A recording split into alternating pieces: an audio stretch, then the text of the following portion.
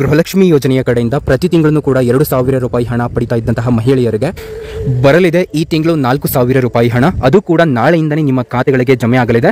ಇದು 19ನೇ ಕಂತಿನ ಹಣ 2,000 ರೂಪಾಯಿ ಹಣ ಬರುತ್ತೆ ಮತ್ತು ಇನ್ನೂ 2,000 ರೂಪಾಯಿ ಹಣ ನಿಮ್ಮ ಖಾತೆಗಳಿಗೆ ಜಮೆ ಆಗಲಿದೆ. ಇದರ ಬಗ್ಗೆ ಕಂಪ್ಲೀಟ್ ಮಾಹಿತಿಯನ್ನು ತಿಳಿಸಿಕೊಡ್ತಾನೆ. ಈ ಒಂದು ವಿಡಿಯೋ ತುಂಬಾನೇ ಇಂಪಾರ್ಟೆಂಟು.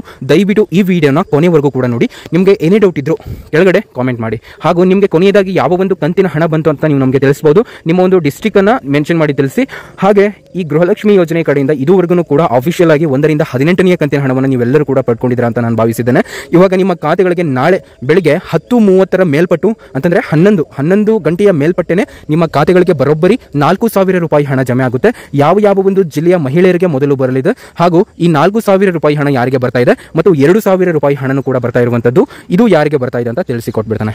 ನೋಡಿ, ಟೋಟಲ್ ಆಗಿ ನಿಮಗೆ 4,000 ಹಾಗೂ ಕೆಲವೊಬ್ಬರಿಗೆ 2,000 ರೂಪಾಯಿ ಹಣ ಬರುತ್ತೆ. ಇಲ್ಲಿ ಎಲ್ಲರಿಗೂ ಕೂಡ 4,000 ರೂಪಾಯಿ ಹಣ ಹಾಗೂ 2,000 ರೂಪಾಯಿ ಹಣ ಜಮೆ ಆಗೋದಿಲ್ಲ. ಇದನ್ನ ನಾನು ನಿಮ್ಗೆ ಅರ್ಥ ಆಗೋ ತರ ತಿಳಿಸ್ತಾ ಹೋಗ್ತಾನೆ ಮತ್ತು ನಿಮ್ಮ ಒಂದು ಜಿಲ್ಲೆಗೂ ಕೂಡ ಇದು ಬರುತ್ತೇನಾ ಅಂತ ನೋಡ್ತಾ ಹೋಗೋಣ. ದಯವಿಟ್ಟು ಈ ಒಂದು ವಿಡಿಯೋ ಕೊನೆವರೆಗೂ ಕೂಡ ನೋಡಿ. ಯಾಕಂತಂದ್ರೆ ಇದು ತುಂಬಾನೇ ಇಂಪಾರ್ಟೆಂಟ್ ಆಗಿರುವಂತಹ ವಿಡಿಯೋ ಆಗಿರುತ್ತೆ. ನೋಡಿ, ಇವಾಗ ಬನ್ನಿ ಈ ಒಂದು ವಿಡಿಯೋನ ಕಂಟಿನ್ಯೂ ಮಾಡೋಣ. ಈ ವಿಡಿಯೋನ ಕಂಟಿನ್ಯೂ ಮಾಡೋಕ್ಕಿಂತ ಮೊದಲು ನನ್ನೊಂದು ಚಿಕ್ಕ ರಿಕ್ವೆಸ್ಟ್. ನೋಡಿ, ನೀವೇನಾದ್ರೂ ಮೊದಲನೆಯ ಬಾರಿಗೆ ನಮ್ಮ ಚಾನಲ್ಗೆ ಭೇಟಿ ನೀಡಿದ್ದರೆ ಹಾಗೂ ಇನ್ನೂ ಕೂಡ ಸಬ್ಸ್ಕ್ರೈಬ್ ಆಗದಿದ್ದರೆ ಈಗಲೇ ಕೆಳಗಡೆ ಕಾಣುವಂತಹ ಸಬ್ಸ್ಕ್ರೈಬ್ ಬಟನ್ ಮೇಲೆ ಕ್ಲಿಕ್ ಮಾಡಿಬಿಟ್ಟು ಪ್ರತಿಯೊಬ್ಬರು ಕೂಡ ಸಬ್ಸ್ಕ್ರೈಬ್ ಆಗಬಹುದು. ನಾವು ನಿಮಗೆ ಬೇಕಾಗಿರುವಂತಹ ಮಾಹಿತಿಗಳನ್ನು ಮಾತ್ರ ಕೊಡ್ತೇವೆ.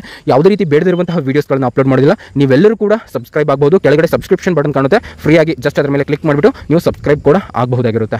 ಇವಾಗಲೇ ತುಂಬಾ ಜನರಿಗೆ ಹೆಲ್ಪ್ ಆಗಿದೆ, ನಿಮಗೂ ಕೂಡ ಹೆಲ್ಪ್ ಆಗುತ್ತೆ ಅಂತ ಭಾವಿಸಿದ್ದೇನೆ. ನಮ್ಮ ಚಾನಲಿಂದ ಸಬ್ಸ್ಕ್ರೈಬ್ ಅನ್ನ ಆಗಿ. ಹಾಗೆ ಈ ಒಂದು ವಿಡಿಯೋ ನೋಡ್ತಾ ಇರುವಂತವರಿಗೆ ನನ್ನ ಚಿಕ್ಕ ರಿಕ್ವೆಸ್ಟ್ ಏನಪ್ಪಾ ಅಂತಂದ್ರೆ ದಯವಿಟ್ಟು ಕೊನೆವರೆಗೂ ಕೂಡ ನೋಡಿ. ಹಾಗೆ ಈ ಒಂದು ವಿಡಿಯೋನ ಲೈಕ್ ಅನ್ನ ಮಾಡಿ. ನಿಮ್ಗೆ ಇಷ್ಟ ಆದ್ರೆ ಖಂಡಿತ ತಪ್ಪದೆ ಒಂದು ಲೈಕ್ ಅನ್ನ ಮಾಡಿ. ಓಕೆ, ಬನ್ನಿ ಇವಾಗ ನೇರವಾಗಿ ವಿಷಯಕ್ಕೆ ಬಂದ್ಬಿಡ್ತಾನೆ.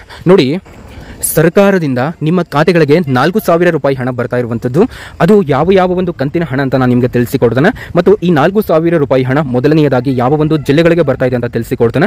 ದಯವಿಟ್ಟು ಕೊನೆವರೆಗೂ ಕೂಡ ನೋಡಿ ಹಾಗೂ ತಪ್ಪದೆ ಒಂದು ಲೈಕ್ ಅನ್ನ ಮಾಡಿ. ನೋಡಿ, ಸರ್ಕಾರದಿಂದ ಈ 4,000 ರೂಪಾಯಿ ಹಣ ನಿಮ್ಮ ಖಾತೆಗಳಿಗೆ ನೇರವಾಗಿ DBT ಮುಖಾಂತರ ಟ್ರಾನ್ಸ್ಫರ್ ಆಗಲಿದೆ. ನಿಮ್ಮ ಖಾತೆಗಳಿಗೆ ಜಮೆ ಆಗಲಿದೆ. ನಿಮ್ದು ಒಂದು ಯಾವುದೇ ಖಾತೆ ಆಗಿರಲಿ, ಯೂನಿಯನ್ ಬ್ಯಾಂಕ್ ಆಗಲಿ, SBI ಬ್ಯಾಂಕ್ ಆಗಲಿ, ಕರ್ನಾಟಕ ಬ್ಯಾಂಕ್ ಆಗಲಿ, ಕೆನರಾ ಬ್ಯಾಂಕ್ ಆಗಲಿ, ಯಾವುದೇ ಒಂದು ಖಾತೆ ಆಗಲಿ ನಿಮ್ಮ ಖಾತೆಗಳಿಗೆ ನಾಳೆನೇ ಇದು ಬೇಗ ಬರುತ್ತೆ. ಇಲ್ಲಿ ತುಂಬಾ ಜನ ಏನು ಹೇಳ್ತಾ ಇದ್ದಾರೆ ಅಂತಂದ್ರೆ ಇಂಡಿಯನ್ ಪೋಸ್ಟ್ ಬ್ಯಾಂಕ್ ಇರುತ್ತಲ್ಲ ಅದಕ್ಕೆ ತುಂಬಾ ಬೇಗ ಬಂದ್ಬಿಡುತ್ತೆ ಅಂತ. ನೋಡಿ, ಇದೆಲ್ಲ ಸುಳ್ಳು. ಇಲ್ಲಿ ನಿಮ್ಮ ಒಂದು ಬ್ಯಾಂಕ್ ಯಾವುದೇ ಆಗಿರಲಿ ನಿಮಗೆ ಯಾವುದೇ ಒಂದು ಸಮಯದಲ್ಲಾದರೂ ಈ ಒಂದು ಹಣ ಬರ್ಬೋದು. ಹಾಗಾಗಿ ನಿಮ್ಮ ಬ್ಯಾಂಕ್ ಅಷ್ಟೊಂದು ಮ್ಯಾಟರ್ ಆಗೋದಿಲ್ಲ. ಇದನ್ನು ನೀವು ತಲೆಯಲ್ಲಿ ಇಟ್ಕೊಳ್ಳಿ. ಹಾಗಾಗಿ ನಿಮ್ಮ ಒಂದು ಬ್ಯಾಂಕನ್ನು ನೀವು ಯೂನಿಯನ್ ಬ್ಯಾಂಕ್ ಇರುತ್ತೆ ಅದನ್ನು ತಗೊಂಡೋಗ್ಬಿಟ್ಟು SBI ಮಾಡಿಸ್ತೀರಾ, SBI ಬಿಟ್ಟು ಇಲ್ಲಿ ಪೋಸ್ಟ್ ಬ್ಯಾಂಕ್ ಮಾಡಿಸ್ತೀರಾ. ಸೊ ಈ ರೀತಿ ಮಾಡಲಿಕ್ಕೆ ಹೋಗಬೇಡಿ. ನಿಮ್ದು ಯಾವ ಬ್ಯಾಂಕ್ ಅಕೌಂಟ್ ಇರುತ್ತೆ ದಯವಿಟ್ಟು ಅದನ್ನೇ ನೀವು ಇಟ್ಕೊಳ್ಳಿ. ಇದರಿಂದ ನಿಮ್ಮ ಒಂದು ಹಣ ಇನ್ನೂ ಕೂಡ ಬೇಗ ಬರುತ್ತೆ. ಸೊ ನೀವು ಆ ತಪ್ಪುಗಳನ್ನು ಮಾಡೋದ್ರಿಂದ ನಿಮ್ಮ ಒಂದು ಹಣ ತುಂಬಾ ಲೇಟ್ ಆಗುತ್ತೆ ಹಾಗೂ ಕ್ಯಾನ್ಸಲ್ ಕೂಡ ಆಗುವಂತಹ ಸಾಧ್ಯತೆ ಕೂಡ ಇರುತ್ತೆ. ಹಾಗಾಗಿ ಬೇರೆ ಅಕೌಂಟ್ಗಳಿಗೆ ನಿಮ್ಮ ಒಂದು ಖಾತೆಯನ್ನು ಟ್ರಾನ್ಸ್ಫರ್ ಮಾಡಲಿಕ್ಕೆ ಹೋಗಬೇಡಿ. ಓಕೆ, ಬನ್ನಿ ಇವಾಗ ನೇರವಾಗಿ ವಿಷಯಕ್ಕೆ ಬರ್ತಾನೆ. ನೋಡಿ, ಸರ್ಕಾರದಿಂದ ಈ ಒಂದು 19ನೇ ಕಂತಿನ ಹಣ ನಿಮ್ಮ ಖಾತೆಗಳಿಗೆ ಬರೋಬ್ಬರಿ 4,000 ರೂಪಾಯಿ ಹಣ ಬರ್ತಾ ಇರುವಂತದ್ದು.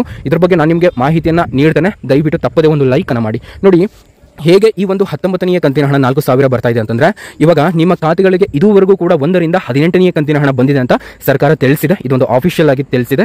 ಇವಾಗ ನಿಮ್ಮ ಖಾತೆಗಳಿಗೆ 19ನೇ ಕಂತಿನ ಹಣ ಬರುವಂತಹ ಸಮಯ ಇದು ಏಪ್ರಿಲ್ ಮೊದಲನೆಯ ವಾರದಲ್ಲಿನೇ ಹಾಕಬೇಕಾಗಿತ್ತು. ಓಕೆ, ಪರವಾಗಿಲ್ಲ, ಇವರು ಆ ತಿಂಗಳಲ್ಲಿ ಯಾವುದೇ ಒಂದು ದಿನಾಂಕ ಹಾಕ್ತಾ ಇದ್ದಾರೆ. ಸೊ ಓಕೆ, ಇದರಿಂದ ಏನು ಕೂಡ ಪ್ರಾಬ್ಲಮ್ ಇಲ್ಲ. ಬಟ್ ನೀವು ವೇಟ್ ಮಾಡ್ತಾ ಇದ್ರಲ್ಲ ಅದರ ಒಂದು ಸಮಯವನ್ನು ತುಂಬಾ ತಗೊಳ್ತಾ ಇದೆ. ಓಕೆ, ಇಲ್ಲಿ ಸರ್ಕಾರದಿಂದ ಯಾವ ಒಂದು ಡೇಟಿಗೆ ಈ ಒಂದು ಹಣ ನಿಮ್ಮ ಖಾತೆಗಳಿಗೆ ಪ್ರತಿ ತಿಂಗಳು ಕೂಡ ಬರಬೇಕು ಅನ್ನೋದನ್ನ ದಯವಿಟ್ಟು ಕೆಳಗಡೆ ಕಾಮೆಂಟ್ ಮಾಡಿ. ನಿಮ್ಮ ಒಂದು ಅನಿಸಿಕೆಯನ್ನು ತಿಳ್ಕೊಳ್ಳೋಕೆ ನನಗೆ ಸ್ವಲ್ಪ ಕುತೂಹಲ. ಹಾಗಾಗಿ ಯಾವ ಒಂದು ಡೇಟಿನ ಒಳಗಾಗಿ ನಿಮಗೆ ಪ್ರತಿ ತಿಂಗಳು ಕೂಡ ಹಣ ಬರಬೇಕು ಅನ್ನೋದನ್ನ ನಮಗೆ ತಿಳಿಸಿ. ನೋಡಿ, ಇಲ್ಲಿ 4,000 ರೂಪಾಯಿ ಈ 19ನೇ ಕಂತಿನ ಹಣ 4,000 ರೂಪಾಯಿ ಹೇಗೆ ಬರ್ತಾ ಇದೆ ಅಂತ ತಿಳಿಸಿಕೊಡ್ತಾನೆ. ನೋಡಿ, ಹೇಗೆ ಬರ್ತಾ ಇದೆ ಅಂತಂದ್ರೆ ನಿಮಗೆ 1 ರಿಂದ 18ನೇ ಕಂತಿನ ಹಣ ಜಮೆ ಆಗಿದೆ. ಇವಾಗ ಈ 19ನೇ ಕಂತಿನ ಹಣ 2,000 ರೂಪಾಯಿ ಹಣ ನಿಮ್ಮ ಖಾತೆಗಳಿಗೆ ಜಮೆ ಆಗುತ್ತೆ.